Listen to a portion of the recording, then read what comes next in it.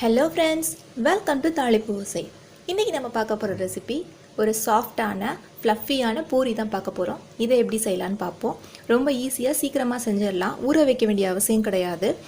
இது வரைக்கும் நம்ம சேனலுக்கு சப்ஸ்கிரைப் பண்ணாதவங்க சப்ஸ்கிரைப் பண்ணிவிடுங்க. பெல் ஐக்கானை கிளிக் பண்ணி ஆல்ங்கிறத ப்ரெஸ் பண்ணிக்கோங்க.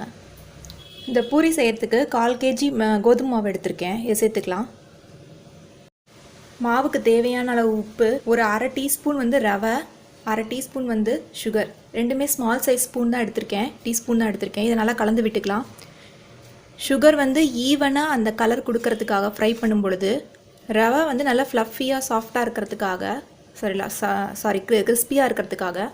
இப்போ வாட்டர் ஆட் பண்ணிக்கலாம். கொஞ்சம் கொஞ்சமாக வாட்டர் ஆட் பண்ணிக்கலாம்.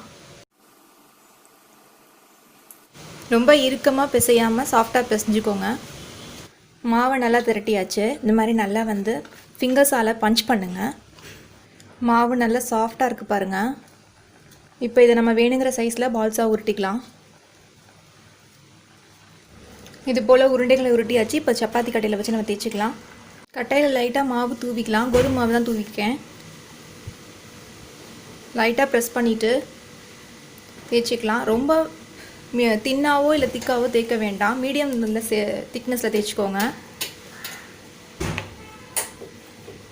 இந்த அளவுக்கு திக்னஸ் தேய்ச்சிக்கோங்க.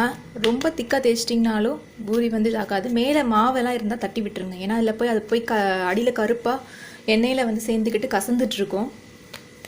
எண்ணெய் நல்லா காஞ்சதுக்கப்புறம் இதை போட்டுக்கலாம். கடாயில் ஆயில் விட்டு நல்லா காய விட்டேன். இப்போ நல்லா காஞ்சிருச்சு எண்ணெய். இப்போ நம்ம பூரியை போட்டுக்கலாம்.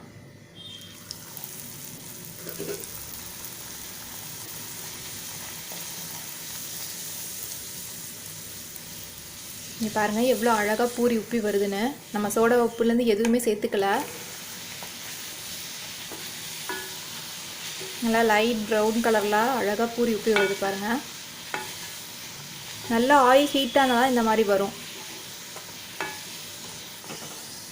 எடுத்துக்கலாம்.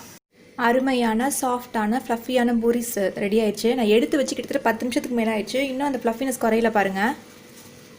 அப்படியே உப்பியே இருக்குது பாருங்கள். இங்கே பாருங்கள் எவ்வளோ சாஃப்டாக இருக்குன்னு. செஞ்சு பார்த்துட்டு உங்கள் கமெண்ட்ஸ் எனக்கு சொல்லுங்கள். இந்த வீடியோ உங்களுக்கு பிடிச்சிருந்துச்சுன்னா லைக் பண்ணுங்கள், ஷேர் பண்ணுங்கள், சப்ஸ்கிரைப் பண்ணுங்கள். தேங்க்ஸ் ஃபார் வாட்சிங்.